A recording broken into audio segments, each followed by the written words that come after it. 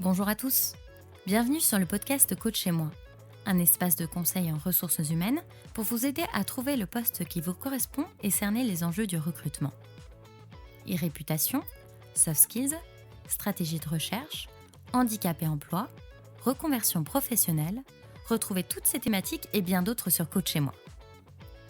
Je suis Camille, votre hôte sur ce podcast. J'évolue chez LHH Recruitment Solutions, cabinet de recrutement et accompagnement d'experts, de cadres et de dirigeants.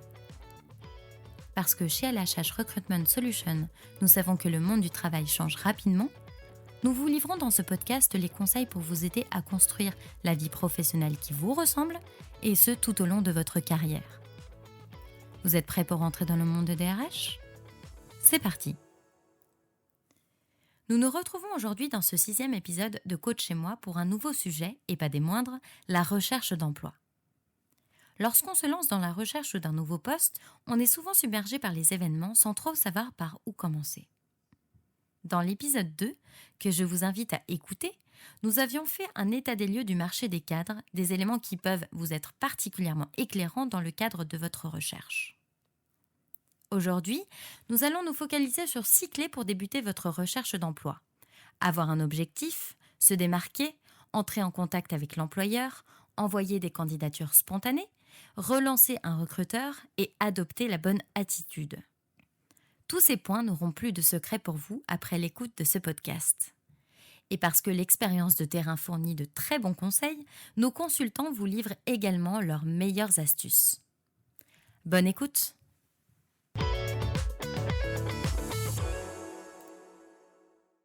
Clé numéro 1. Déterminez votre objectif. Pour pouvoir trouver, mieux vaut savoir ce que vous cherchez. Dans ce cadre, la recherche d'emploi commence toujours par une phase d'introspection. C'est un élément que nous avons évoqué dans l'épisode 4 sur la définition des soft skills que je vous invite à découvrir. Il est essentiel de savoir ce que vous souhaitez pour votre futur emploi, mais aussi ce que vous voulez éviter afin de construire votre objectif qui vous servira de fil rouge dans vos recherches. Demandez-vous quel type d'entreprise vous visez. Plutôt grande, petite, avec un mode de management participatif ou plutôt directif ? Dans quel secteur ? Quel type de poste exactement ? À quel salaire ? Pour quelle mission ? Sur quel périmètre géographique ? Préférez-vous travailler seul ou en équipe ? Cela vous permettra non seulement de préciser vos recherches, mais aussi de trouver les arguments afin de justifier votre intérêt pour le poste lors des entretiens. Pour préciser les réponses à ces nombreuses interrogations, vous pouvez réaliser des questionnaires de personnalité. Chez LHH Recruitment Solutions, nous utilisons notamment le test MatchFit. Il est gratuit, accessible en ligne et vous donnera un aperçu de vos traits de caractère et vos axes de motivation.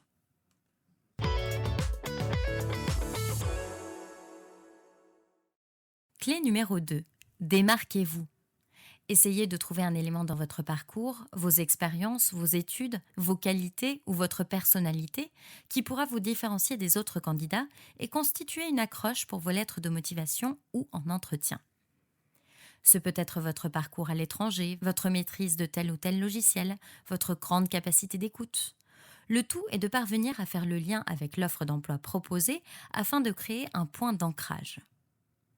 Cet élément qui vous démarque pourra être utilisé dans votre CV ou dans votre lettre de motivation ou encore en entretien.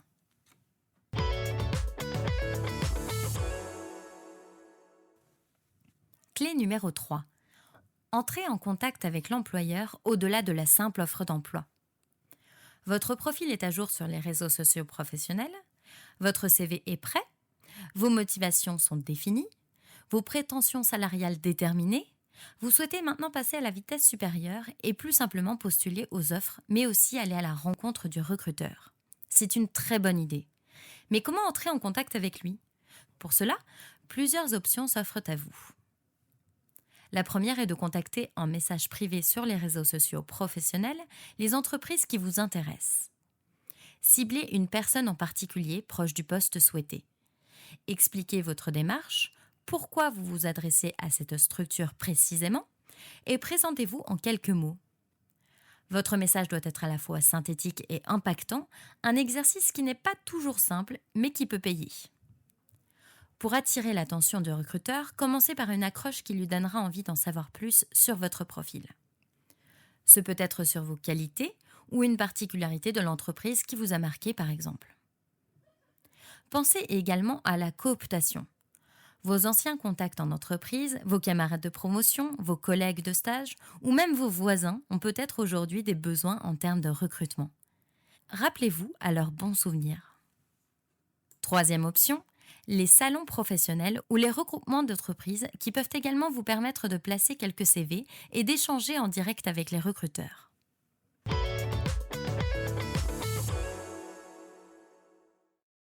Clé numéro 4. Envoyer des candidatures spontanées. Charlotte de Bonner, consultante LHH Recruitment Solutions, nous livre quelques éléments sur la question de la candidature spontanée. Envoyer une candidature spontanée à un cabinet de recrutement? Pas la peine, elle sera même pas étudiée. Et oui, certains cadres en recherche d'emploi hésitent encore à adresser leur candidature spontanée au cabinet de recrutement, pensant bien évidemment qu'elle ne sera pas traitée si elle ne vient pas répondre à une offre d'emploi. C'est une idée reçue, je vous garantis que la plus grande attention lui sera aussi accordée. Pour information, les consultants en cabinet sont en contact étroit avec les entreprises de leur bassin et sont des experts du tissu économique local. Vous faire connaître d'eux est donc un moyen idéal pour vous pour décupler votre visibilité sur le marché du travail. D'autant qu'à la différence d'un employeur, le cabinet de recrutement ne se limite pas à des critères de présélection liés à un poste ou à un métier défini. Quand le consultant vous rencontre, il évalue l'ensemble de vos compétences et de vos attentes afin de pouvoir, bien évidemment, par la suite, vous faire part des opportunités les plus adaptées à votre profil. Il faut savoir aussi que beaucoup de recrutements se finalisent sans qu'une annonce soit diffusée publiquement. En fonction, par exemple, des besoins de leurs clients, les cabinets de recrutement mobilisent leur vivier de talents déjà présélectionnés, autant donc en faire partie. Parfois même, il se peut aussi que votre profil suffise à créer une opportunité de recrutement. Par exemple, une entreprise hésite à créer un poste, votre consultant présente vos compétences, votre projet et va finalement aider l'entreprise à concrétiser une opportunité. Je vous invite donc à déposer votre CV en ligne sur Spring et à doubler cette démarche d'un appel au cabinet, puisqu'un consultant spécialisé dans votre domaine d'activité se fera un plaisir de faire un point avec vous sur votre projet, par téléphone ou lors d'un rendez-vous. Je rajouterais que rencontrer un consultant dans un cabinet, c'est aussi l'occasion de profiter d'un entraînement à l'entretien d'embauche, qui plus est, accompagné par un professionnel du recrutement. C'est un moment de coaching précieux, notamment si vous venez d'entrer sur le marché du travail ou si vous n'avez pas réalisé d'entretien depuis quelques années. Je vous confirme que la préparation à un entretien vous permettra d'être plus détendu et en confiance face à un recruteur. C'est vraiment l'étape primordiale pour maximiser vos chances de décrocher le job dont vous rêvez. Chez Spring, par exemple, on vous propose également de réaliser un test de personnalité qu'on débriefe avec vous pendant l'entretien. Et c'est un exercice en général qui est très apprécié car il vous permet de mieux vous connaître et donc de mieux valoriser vos qualités. Lors de cette rencontre, vous pouvez aussi obtenir des conseils sur l'optimisation et la mise en forme de votre CV, des informations sur le tissu économique local ou encore sur les grilles salariales régionales. Tout cela, évidemment, en toute confidentialité. Une condition importante qui permet par exemple à des personnes qui sont en poste de pouvoir rechercher un emploi sans alerter bien évidemment leur employeur. Vous l'aurez compris, vous faire accompagner par un cabinet de recrutement vous permet donc d'accéder à de nombreuses opportunités, de vous faire coacher et tout cela dans la confidentialité. Alors n'attendez plus et envoyez-nous votre candidature spontanée. La candidature spontanée est donc un canal à ne pas négliger. L'Agence pour l'emploi des cadres indique dans une étude menée en octobre 2020 des chiffres qui confirment cette tendance.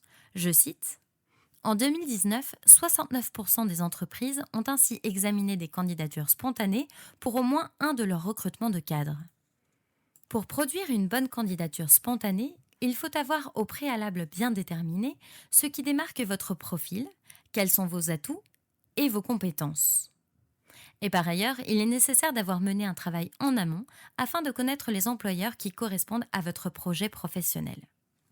Mieux vaut candidater auprès d'une personne ayant un rôle opérationnel plutôt qu'un responsable des ressources humaines qui aura moins conscience des besoins sur le terrain. La candidature spontanée ne doit pas être générique, mais bien adaptée en fonction d'un contact et de son besoin potentiel.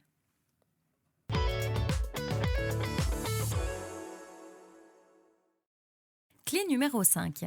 Suivre la bonne démarche pour relancer une candidature. Vous envoyez parfois des candidatures pour recevoir ensuite des confirmations de réception en adresse no reply. Comment réagir dans ces cas-là ? Il est parfois mentionné dans l'offre d'emploi le contact RH. Si ce n'est pas le cas, tentez de trouver sur LinkedIn une personne en charge des ressources humaines de l'entreprise. Elle pourra peut-être vous renseigner. Par ailleurs, on se demande fréquemment, lorsque l'on postule à une offre d'emploi, à quel moment et comment relancer. On attend en général 7 jours avant de relancer, afin de ne pas paraître oppressant. Néanmoins, il est tout à fait bien vu de demander où en est la candidature, cela étant un gage de rigueur et de motivation. Par téléphone ou par mail, les 2 moyens sont pratiqués, à vous de voir celui avec lequel vous êtes le plus à l'aise. Dans tous les cas, restez synthétique et positif. Réitérez en quelques mots votre motivation et indiquez que vous vous tenez à la disposition du recruteur pour de plus amples informations sur votre profil.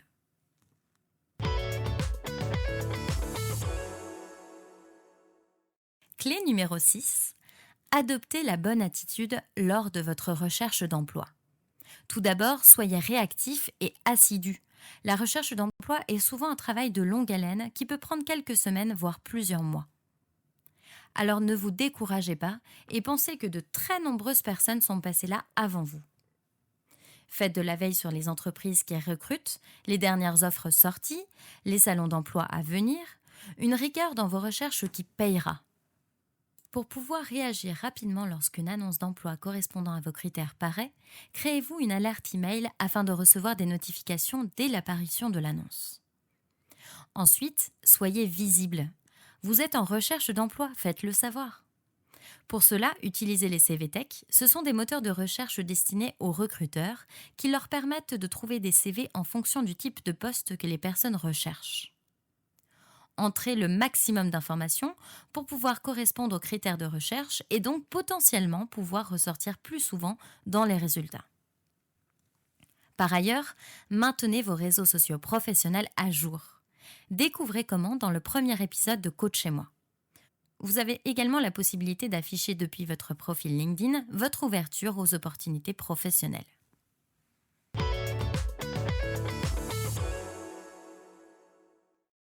Pour conclure, Christelle Giraud, responsable marketing et communication LHH Recruitment Solutions, nous livre quelques éléments sur l'intérêt de faire appel à un cabinet pour se faire aider dans sa recherche d'emploi. Solliciter un cabinet de recrutement, c'est à la fois bénéficier de conseils avisés délivrés par des experts, avoir un suivi personnalisé grâce aux consultants RH et profiter d'outils pratiques en ligne tels que les job alerts.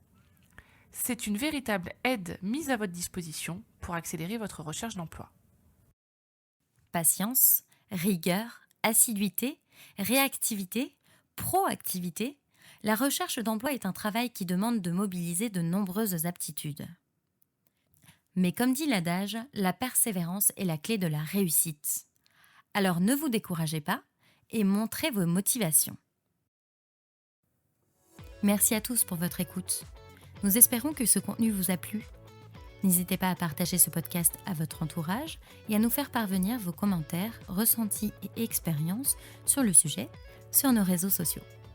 Rendez-vous sur le site de LHH pour découvrir plus de conseils et les clés pour vous épanouir dans un monde du travail en perpétuel changement et trouver votre prochain défi professionnel.